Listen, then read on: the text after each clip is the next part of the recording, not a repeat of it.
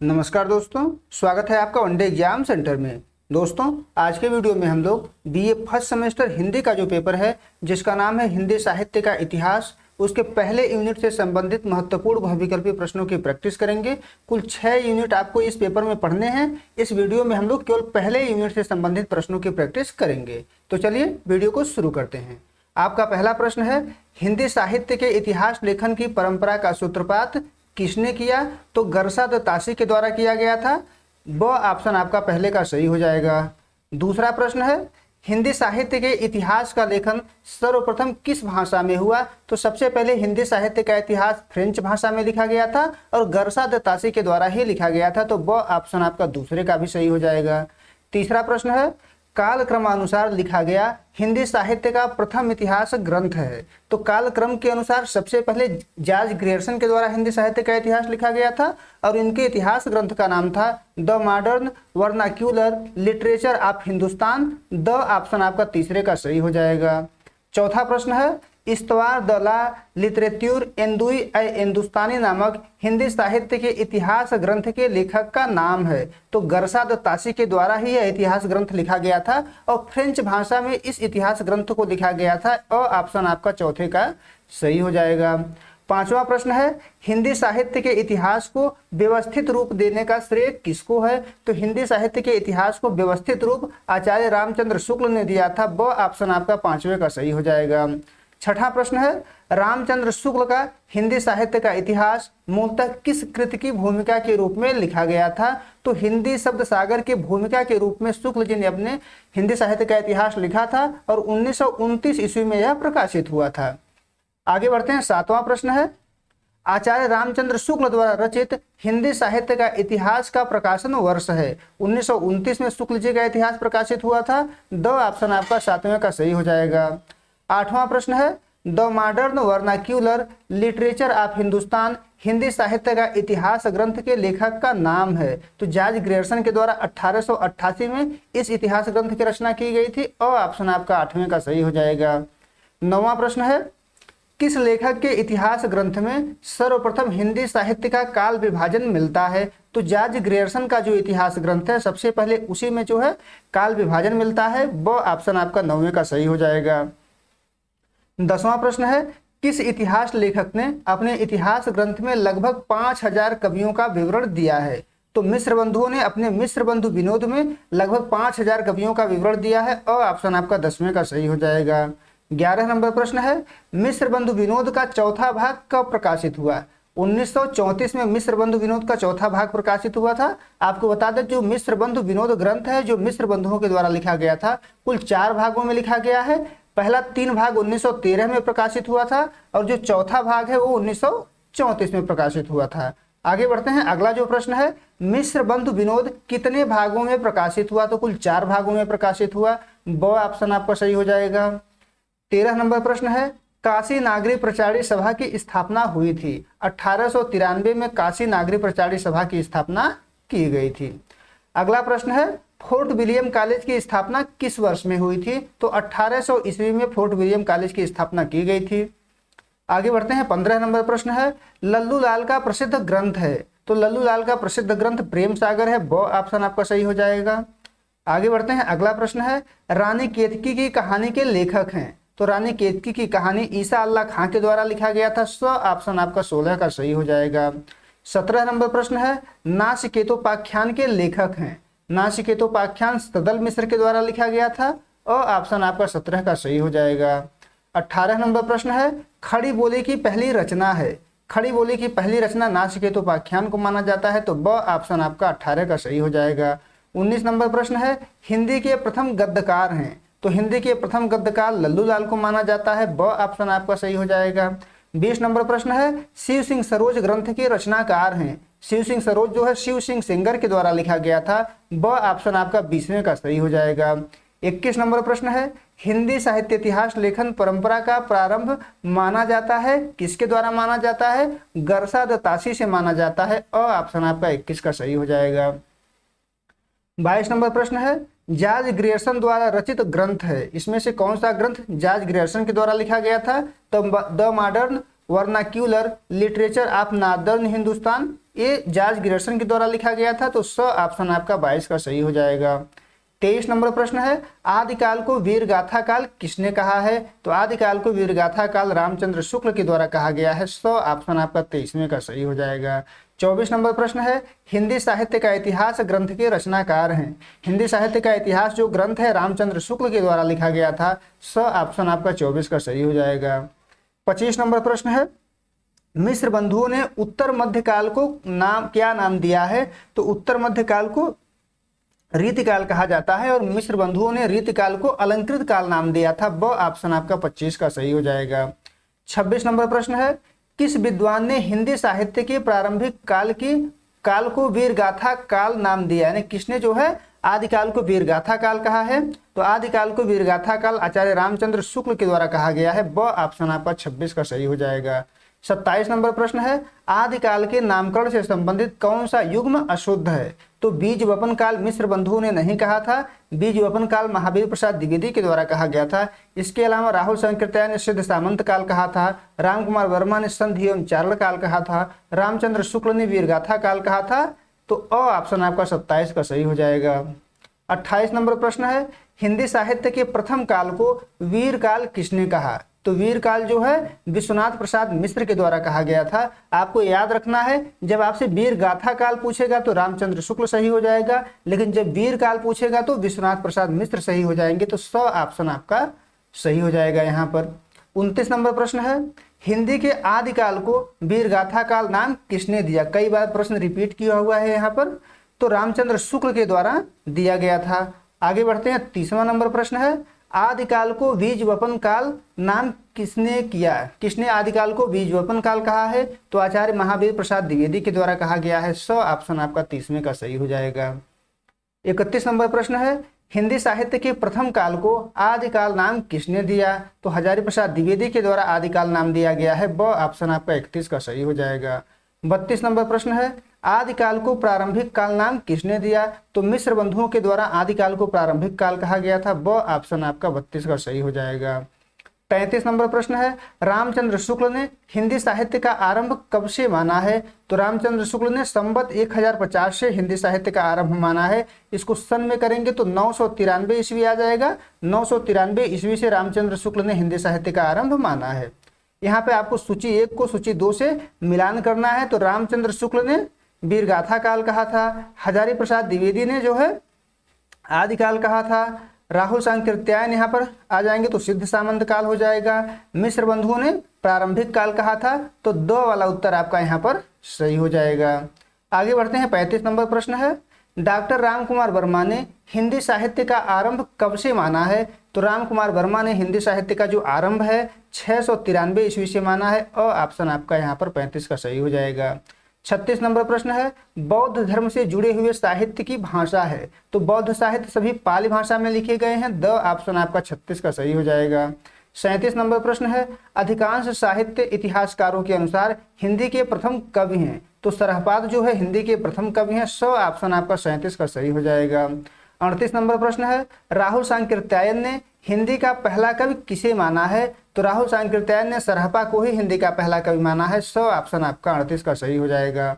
39 number प्रश्न है, स्वयंभू को हिंदी का प्रथम कवि माना है? राम कुमार वर्मा ने स्वयंभू को हिंदी का प्रथम कवि माना है। और आपको बता दें कि जैन साहित्य का भी प्रथम कवि स्वयंभू को ही माना जाता है। और ऑप्शन आपका 39 का सही हो जाएगा। 40 नंबर प्रश्न है, अपभ्रंश का वाल्मीकि किसे कहा जाता है? तो स्वयंभू को अपभ्रंश का वाल्मीकि कहा जाता है। द ऑप्शन आपका सही हो जाएगा। 41 नंबर प्रश्न है, खड़ी बोली में सबसे पहले काव्य सृजन करने वाले कवि हैं? तो खड़ी बोली में सबसे पहले अमीर खुसरो के द्वारा कविता लिखा गया था। और ऑप्शन आपका सही हो जाएगा। 42 नंबर प्रश्न है, अमीर खुसरो की पहेलियां तथा मुकरियों का क्या उद्देश्य है? तो इसका जो उद्देश्य था वो मनोरंजन के माध्यम से लोक व्यवहार की शिक्षा देना था। सो ऑप्शन आपका 42 का सही हो जाएगा।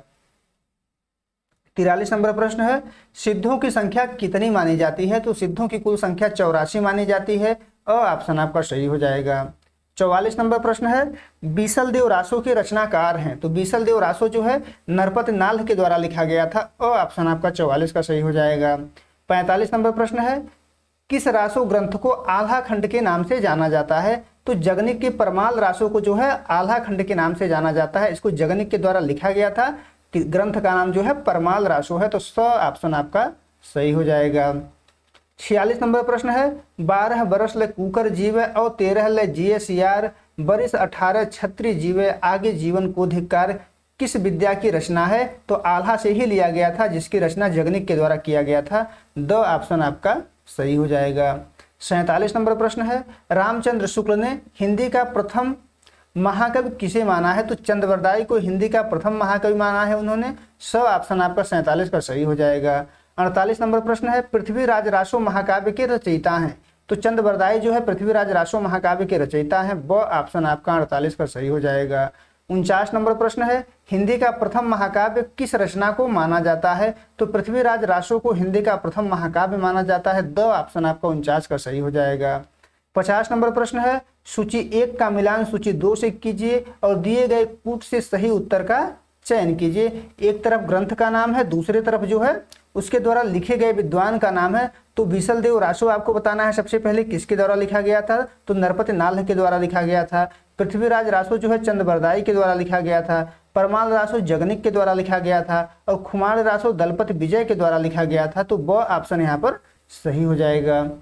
आगे बढ़ते हैं। 51 नंबर प्रश्न है, इनमें से कौन सी रचना आदिकाल की है? आदिकाल की रचना कौन सी है? तो विद्यापति की पदावली आदिकाल की रचना है। ब ऑप्शन आपका 51 का सही हो जाएगा। 52 नंबर प्रश्न है, आदिकालीन साहित्य का प्रमुख रस है। वीर रस है आदिकालीन साहित्य का प्रमुख रस। द ऑप्शन आपका 52 का सही हो जाएगा। 53 नंबर प्रश्न है, विद्यापति के पद किस भाषा में रचित हैं? तो मैथिली भाषा में रचित हैं। ब ऑप्शन आपका सही हो जाएगा। 54 नंबर प्रश्न है, नाथों की संख्या कितनी है? तो नाथों की संख्या कुल 9 है। द ऑप्शन आपका सही हो जाएगा। अगला प्रश्न है, गोरखनाथ के गुरु का क्या नाम था? तो गोरखनाथ के गुरु का नाम मत्स्येंद्र नाथ था। ऑप्शन आपका 55 का सही हो जाएगा। 56 नंबर प्रश्न है, संदेश रासक काव्य है। तो संदेश रासक एक खंड काव्य है जिसमें विक्रमपुर के एक वियोगिनी के कथा का वर्णन किया गया है। ब ऑप्शन आपका 56 का सही हो जाएगा। 57 नंबर प्रश्न है, पृथ्वीराज रासो ग्रंथ के रचनाकार हैं। तो पृथ्वीराज रासो जो है चंद्रवरदाई के द्वारा लिखा गया था। द ऑप्शन आपका 57 का सही हो जाएगा। 58 नंबर प्रश्न है, पौमचर्यु किसकी रचना है? तो पौमचर्यु जो है स्वयंभू के द्वारा लिखा गया था, जिसको जैन साहित्य के पहले कवि माना जाता है इनको। और ऑप्शन आपका 58 का सही हो जाएगा। 59 नंबर प्रश्न है, हिंदी साहित्य का प्रथम कवि किसे माना जाता है? तो सरहपा को हिंदी साहित्य का प्रथम कवि माना जाता है। और ऑप्शन आपका 59 का सही हो जाएगा। 60 नंबर प्रश्न है, श्रावकाचार किस कवि की रचना है? तो श्रावकाचार जो है देवसेन की रचना है। ऑप्शन आपका 60वें का सही हो जाएगा। 61 नंबर प्रश्न है, चंद्रवरदाई किसके दरबारी कवि थे? तो चंद्रवरदाई जो है पृथ्वीराज चौहान के दरबारी कवि थे। ब ऑप्शन आपका 61 का सही हो जाएगा। 62 नंबर प्रश्न है, दोहा कोश के रचयिता कौन है? तो दोहा कोश जो है सरहपा के द्वारा लिखा गया था। द ऑप्शन आपका 62 का सही हो जाएगा। 63 नंबर प्रश्न है, वर्ण रत्नाकर के रचयिता हैं। तो वर्ण रत्नाकर जो है ज्योतिरीश्वर ठाकुर के द्वारा लिखा गया था। और ऑप्शन आपका 63 का सही हो जाएगा। 64 नंबर प्रश्न है, उपदेश रसायन रास के रचनाकार हैं। तो उपदेश रसायन रास जो है जिन दत्त सूरी के द्वारा लिखा गया था। द ऑप्शन आपका सही हो जाएगा। 65 नंबर प्रश्न है, आदिकाल को अत्यधिक विरोधी और व्याघातों का युग किसने कहा है? तो आचार्य हजारी प्रसाद द्विवेदी ने आदिकाल को अत्यधिक विरोधी और व्याघातों का युग कहा है। तो ब ऑप्शन आपका 65 का सही हो जाएगा। 66 नंबर प्रश्न है, चारण काव्य की भाषा है। तो चारण काव्य की भाषा जो है डिंगल, चरण नहीं है चारण है, तो डिंगल है। और ऑप्शन आपका 66 का सही हो जाएगा। 67 नंबर प्रश्न है, देसिल बैना सब जन मिठा तय तनसन जपो अवहट्ठा पंक्ति किसकी है? तो यह पंक्ति जो है विद्यापति की है। ऑप्शन आपका 67 का सही हो जाएगा। 68 नंबर प्रश्न है, पाहन पूजे हर मिले तो मैं पूजू पहाड़ पंक्ति है किसकी पंक्ति है? कबीर की पंक्ति है। तो ब ऑप्शन आपका 68 का सही हो जाएगा। आगे बढ़ते हैं। 69 नंबर प्रश्न देख लेते हैं। 69 नंबर प्रश्न है, आदिकाल को अत्यधिक विरोधी और व्याघातों का युग किसने कहा है? तो आदिकाल को अत्यधिक विरोधी और व्याघातों का युग आचार्य हजारी प्रसाद द्विवेदी के द्वारा कहा गया है। ऑप्शन आपका सही हो जाएगा। अगला प्रश्न है, गरसा द तासे के ग्रंथ इस्तवार कर लीजिएगा इसे, द ला लिटरेतुर इंदुई ए हिंदुस्तानी के प्रथम संस्करण का दूसरा भाग कब प्रकाशित हुआ था? तो 1847 में प्रकाशित हुआ था। 100 ऑप्शन आपका 70 का सही हो जाएगा। 71 नंबर प्रश्न है, मिश्र बंधुओं की श्रेणी में कौन नहीं आता है? तो राम बिहारी मिश्र मिश्र बंधुओं की श्रेणी में नहीं आते हैं। आपको बता दें कि मिश्र बंधु 3 भाई थे, गणेश बिहारी मिश्र, श्याम बिहारी मिश्र और सुखदेव बिहारी मिश्र। इन तीनों को मिलाकर के मिश्र बंधु नाम दिया जाता था, उसमें राम बिहारी मिश्र नहीं आते हैं। तो 71 का ब ऑप्शन आपका सही हो जाएगा। 72 नंबर प्रश्न है, हिंदी साहित्य का विवेचनात्मक इतिहास ग्रंथ किसका है? किसके द्वारा लिखा गया है? तो डॉक्टर सूर्यकांत शास्त्री के द्वारा लिखा गया है। द ऑप्शन आपका 72 का सही हो जाएगा। 73 नंबर प्रश्न है, सर्वप्रथम किसने उत्तर अपभ्रंश को पुरानी हिंदी कहा? तो चंद्रधर शर्मा गुलेरी ने सबसे पहले पुरानी हिंदी शब्द का प्रयोग किए थे। ब ऑप्शन आपका 73 का सही हो जाएगा। 74 नंबर प्रश्न है, अपभ्रंश का वाल्मीकि किसे कहा जाता है? तो स्वयंभू को अपभ्रंश का वाल्मीकि कहा जाता है। ब ऑप्शन आपका 74 का सही हो जाएगा। 75 नंबर प्रश्न है, अभिमान मेरु किसे कहा जाता है? तो पुष्पदंत को अभिमान मेरु कहा जाता है। 100 ऑप्शन आपका 75 का सही हो जाएगा। 76 नंबर प्रश्न है, गोरखनाथ का ग्रंथ नहीं है, इसमें से कौन सा ग्रंथ गोरखनाथ का नहीं है? तो दोहा कोश जो है सराहपा का ग्रंथ है, दोहा गोरखनाथ का ग्रंथ नहीं है। इसके अलावा पद, शबदी और 15 तिथि ये सभी गोरखनाथ के ही ग्रंथ हैं। तो द ऑप्शन आपका 76 का सही हो जाएगा। 77 नंबर प्रश्न है, कुमारपाल चरित ग्रंथ किसका है? तो हेमचंद्र के द्वारा लिखा गया था। ब ऑप्शन आपका सही हो जाएगा। पाहुड़ दोहा का समय है, पाहुड़ दोहा राम सिंह के द्वारा 9वीं शताब्दी में लिखा गया था। अ ऑप्शन आपका 78 का सही हो जाएगा। 79 नंबर प्रश्न है, ससुरी नींद गेल बहुड़ी जाग पक्ति है, कुकुरिप्पा का पक्ति है या नहीं है? प है, यहाँ पर ध्यान दीजिएगा, कुकुरिप्पा का पक्ति है। तो ब ऑप्शन आपका 79 का सही हो जाएगा। आगे बढ़ते हैं। 80 नंबर प्रश्न है, पृथ्वीराज रासों में कितने समय हैं? तो पृथ्वीराज रासों में कुल 69 समय है। द ऑप्शन आपका 80 का सही हो जाएगा। आगे बढ़ते हैं। 81 नंबर प्रश्न है, भाषा के लक्षक एवं व्यंजक बल की सीमा कहाँ तक है? इसकी पूरी परख इन्हीं को थी। आचार्य रामचंद्र शुक्ल के इस कथन से संबद्ध है, यानी किसके द्वारा शुक्ल जी ने यह कथन कहा था? तो घनानंद के लिए यह कथन कहा गया था। द ऑप्शन आपका 81 का सही हो जाएगा। 82 नंबर प्रश्न है, हिंदी शब्द सागर की भूमिका के रूप में रचना हुई थी। तो हिंदी साहित्य के इतिहास की रचना हुई थी जिसको शुक्ल जी ने लिखा था। हिंदी शब्द सागर की भूमिका के रूप में ही उसको लिखा गया था। तो ब ऑप्शन आपका 82 का सही हो जाएगा। आगे बढ़ते हैं। 83 नंबर प्रश्न है, प्रगतिशील लेखक संघ की स्थापना हुई। प्रगतिशील लेखक संघ की स्थापना 1936 में हुई थी। तो ब ऑप्शन आपका 83 का सही हो जाएगा। आगे बढ़ते हैं। 84 नंबर प्रश्न है, दोहा कोश रचना है, किसका रचना है? तो सराहपा का रचना है, देवसेन का नहीं है। देवसेन की रचना श्रावकाचार है, सराहपा के द्वारा दोहा कोश लिखा गया था। तो ब ऑप्शन आपका 84 का सही हो जाएगा। 85 नंबर प्रश्न है, जायसी किस परंपरा के कवि हैं? तो जायसी जो है प्रेमाख्यान परंपरा के कवि हैं। 100 ऑप्शन आपका 85 का सही हो जाएगा। 86 नंबर प्रश्न है, लेकिन जोर देकर कहना चाहता हूं कि अगर इस्लाम न आया होता तो भी इस साहित्य का बाहर आना वैसा ही होता जैसा आज है। भक्ति काव्य के संदर्भ में उपयुक्त कथन किसका है? तो हजारी प्रसाद द्विवेदी का कथन है। अ ऑप्शन आपका सही हो जाएगा। आगे बढ़ते हैं। 87 नंबर प्रश्न है, हिंदी का गद्य साहित्य किसकी कृति है? तो हिंदी का जो गद्य साहित्य है वो रामचंद्र तिवारी की कृति है, रामचंद्र शुक्ल की कृति नहीं है। तो द ऑप्शन आपका 87 का सही हो जाएगा। उम्मीद है दोस्तों आपको ये वीडियो पसंद आया होगा। अगर वीडियो अच्छी लगी तो कमेंट करके जरूर बताइएगा, फिर दूसरे यूनिट की वीडियो में लेकर के आऊँगा। बहुत बहुत धन्यवाद।